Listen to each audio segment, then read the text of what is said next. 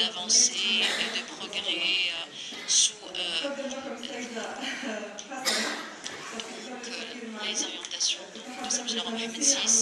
Madame l'épouse de l'ambassadeur du Mali va s'adresser à vous. Merci. Comme ma présidente, je tiens aussi à remercier les organisateurs de cette séance dans cette illustre assemblée.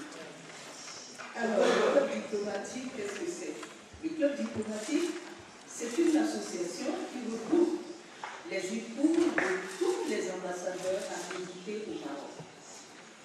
Aujourd'hui, nous avons 58 membres. Alors, à quoi sert le cercle diplomatique? L'objectif du cercle diplomatique, c'est de permettre aux épouses des ambassadeurs venant de divers pays et de divers horizons d'avoir un cercle où elles se connaissent, elles font connaissance entre elles, elles apprennent à s'aimer entre elles et surtout, elles font des activités en commun.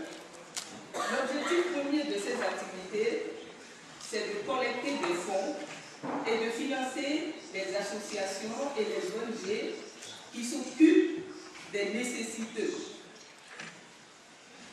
Alors, quelles sont ces activités? Alors, ces activités, comme je le disais tantôt, c'est collecter des fonds. Et comment on arrive à collecter des fonds? Nous avons des activités en cours, dont la plus illustre, la plus connue dans tout le royaume du Maroc, c'est le Grand Bazar. À côté de cela, nous organisons aussi d'autres petites activités de levée de fonds, comme les tea parties.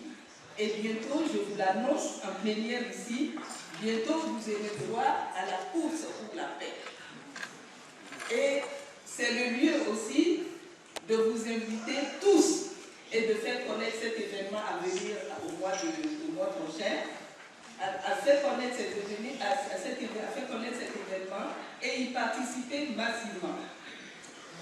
À côté de ça, comme levée de fonds aussi, nous avons des dons qui proviennent de généreux donateurs, que ce soit des Marocains ou des entreprises étrangères représentées au Maroc. Et à tous, je dois avouer que ça fait plaisir d'être dans une audience où on va raconter le nom des femmes sur les droits humains. On est en mouvement, donc je profite pour donc, comme les autres, nous célébrer toutes les femmes en ce lendemain de la journée de la femme. Comme le thème de la rencontre d'aujourd'hui, c'est Unis pour l'Afrique, j'ai voulu peut-être apporter quelques éléments sur l'évolution du rôle de la femme en Afrique au cours des dernières années, et ensuite peut-être poser quelques questions pour nos discussions. Donc je m'appesantis sur trois aspects: la femme en politique, la femme dans le domaine économique et la femme dans le domaine éducatif et social. Alors sur le plan du politique, je dois avouer qu'on doit se satisfaire qu'il y a eu une évolution positive, et surtout on a un certain nombre de femmes qui jouent un rôle clé. Je voudrais peut-être en citer quelques-unes.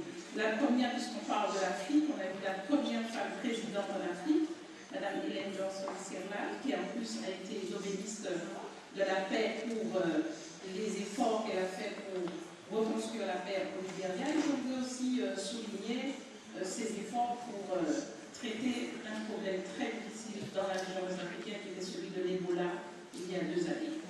Je voudrais aussi souligner Madame Amina Mohamed, qui vient d'être nommée la numéro 2 des Nations Unies et qui était l'ancienne ministre de l'Environnement que nous avons eu l'occasion d'accueillir ici au Maroc lors de la COP22.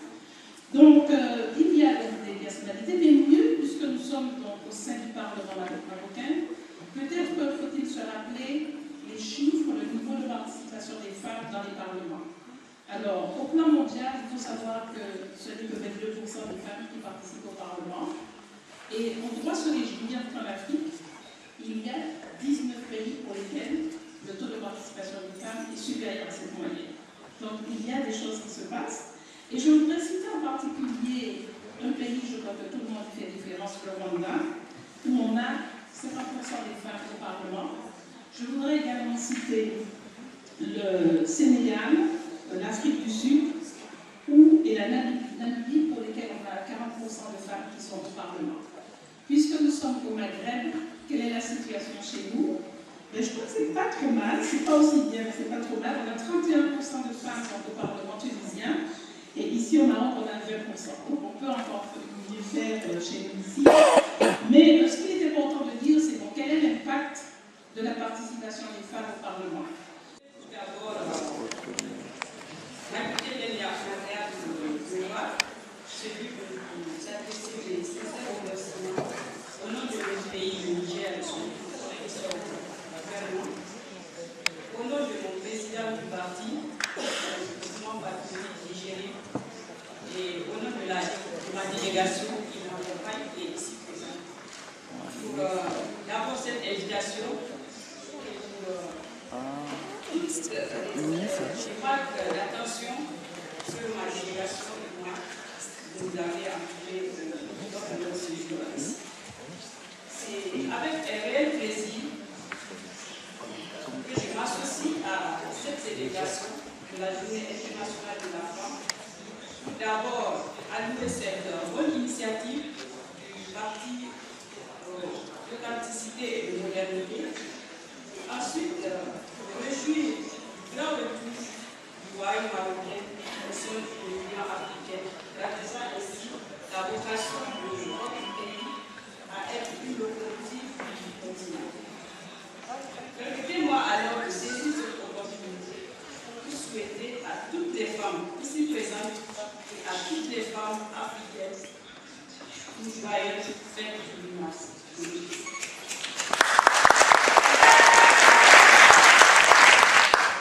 Il s'agit d'une journée très importante que les femmes du monde entier saisissent pour réclamer plus de droits, plus d'égalité. Et c'est aussi une opportunité pour nous femmes de faire le bilan de la situation de notre représentativité au sein de la société. Donc, au Niger, cette année, le thème qui a été retenu, c'est l'autonomisation économique de la femme. Quelle contribution pour atteindre les objectifs? Donc, pour revenir un peu à mon pays, le Niger, les progressions notables ont été enregistrées en ce qui concerne la protection de la femme. C'est ainsi, entre autres, on peut noter l'amélioration et la représentativité des femmes au sein de l'Assemblée nationale. Donc, on peut passer d'une femme en 1999 à 29 femmes actuellement. Et au sein du gouvernement, on est passé en 1989 d'une femme à 8 femmes ministres dans le gouvernement actuel.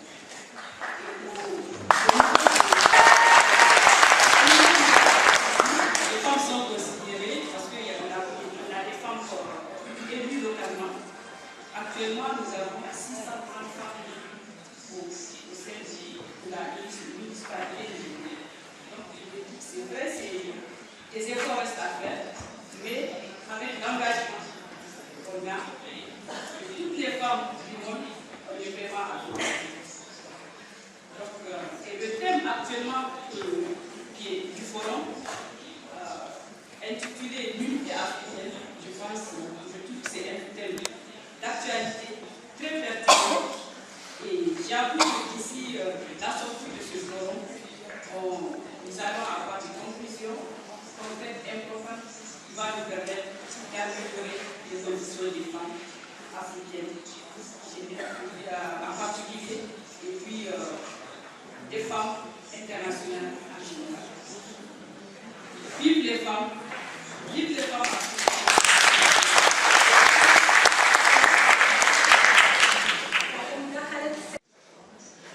Nous les femmes africaines, nous aimons bien recevoir des fleurs, des parfums, des bijoux, ou parfois des considérations. Mais le 8 mars, nous avons voulu avant tout célébrer l'avance de la reconnaissance de la femme en Afrique. Car, comme on le dit, c'est bien, c'est mon devoir, je le cite, n'oubliez pas qu'il est fera d'une crise politique, économique ou religieuse pour que le droit de la femme soit remis en question. Et je remercie de tout mon cœur ceux-ci qui, ici présents, contribuent effectivement à cette lutte.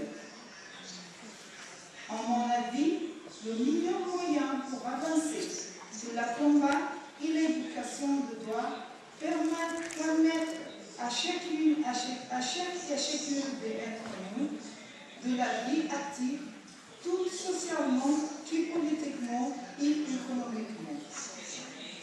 De la domaine économique à ma qualité de femme africaine et femme mozambicaine, je ne peux pas souligner et reconnaissant le travail et la vision de mon président a su concrètement développer et appuyer la participation des femmes dans le développement économique et social de mon pays. Honorables parlementaires, mesdames et messieurs, distingués invités, nous sommes très honorés de l'invitation que vous nous faites aujourd'hui en nous accueillant au sein de ce magnifique Parlement. Les femmes migrantes et réfugiées de toutes les nationalités confondues établies au Maroc, en cette journée internationale de droits des femmes, remercient infiniment Sa Majesté le roi Mohamed VI, que Dieu l'assiste, le glorifie et accompagne ses pas pour sa vision humaniste à l'égard des étrangers et surtout des femmes en particulier.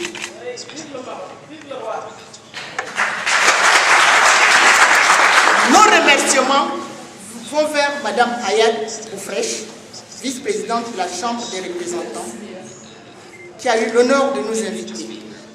Mesdames parlementaires de deux chambres qui ont pris l'initiative de nous inviter à cet événement aussi. Maintenant, on parle de l'accès de la femme africaine, surtout migrante, pour l'intégration au Maroc. Nous savons que le Maroc, dans sa nouvelle politique migratoire, connaît une avancée considérable, que nous saluons encore une fois sur les hautes orientations de Sa Majesté le roi Mohamed VI. On a eu en 2014 44% des femmes et leurs enfants qui ont été régularisés massivement. Et nous remercions encore une fois Sa Majesté pour cette vision humaniste à l'égard des femmes. Donc dans l'ensemble, il y a eu une moyenne de 10 162 femmes avec leurs enfants qui ont été régularisées. Malgré ce taux de régularisation de ces femmes, elles perdent encore pour leur insertion dans la vie socio-économique et culturelle. Certes, la mission est là, mais l'applicabilité sur le terrain n'est pas visible. Cependant, elles vivent dans une précarité très considérable.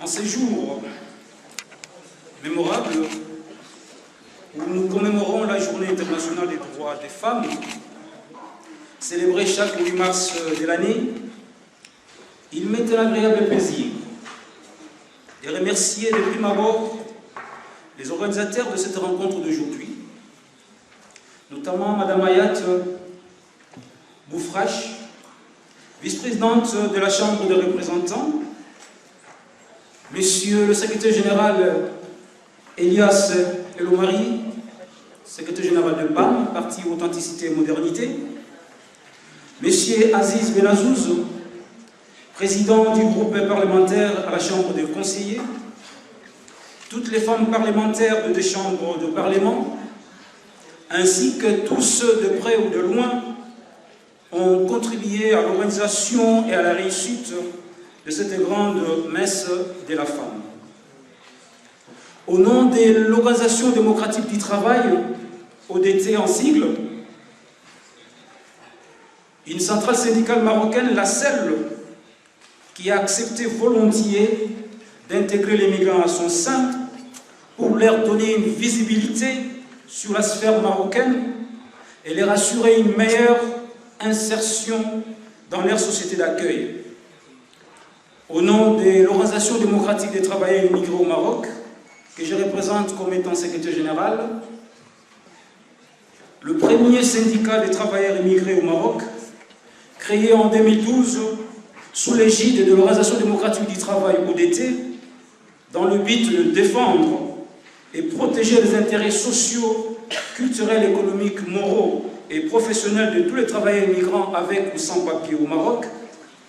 Et en mon nom personnel, je tiens à transmettre à toutes les femmes parlementaires, aux organisateurs de cette rencontre, toutes nos salutations chaleureuses, syndicales et respectueuses, et notre sympathie pour les choix qu'ils ont portés à ma modeste personne, en m'invitant et en m'accordant ces moments précieux et inoubliables pour m'exprimer du haut de cette tribune.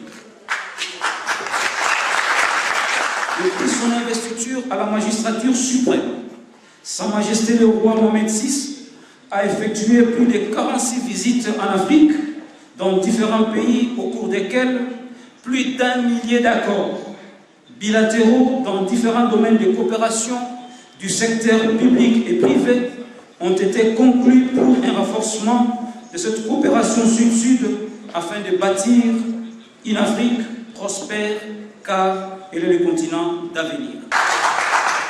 Profitons de cette journée internationale des droits des femmes de cette année 2017, déclarée année d'action pour lutter contre toutes les violences faites aux femmes et les filles, pour demander l'émancipation et l'autonomisation de la femme et veiller à ce que les femmes,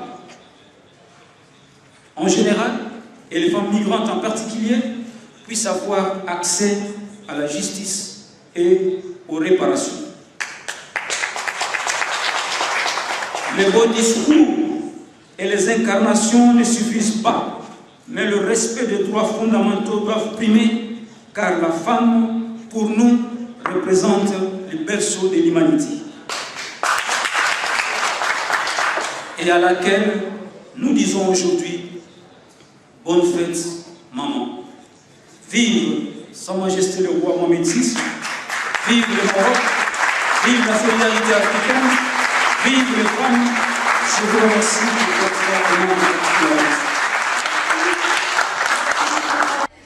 Le point de vue que je peux donner, c'est que c'est vraiment une très bonne chose, le fait que le Maroc revienne dans sa famille. Et puis notre présence ici va encore consolider.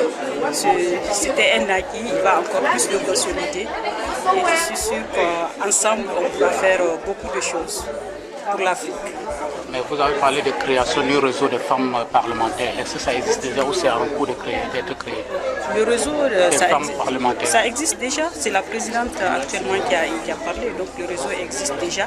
Maintenant, elle invite tous les pays africains, toutes les femmes du réseau à s'unir encore plus pour relever les défis. Le défi qui est devant nous, c'est l'autonomisation de la femme africaine.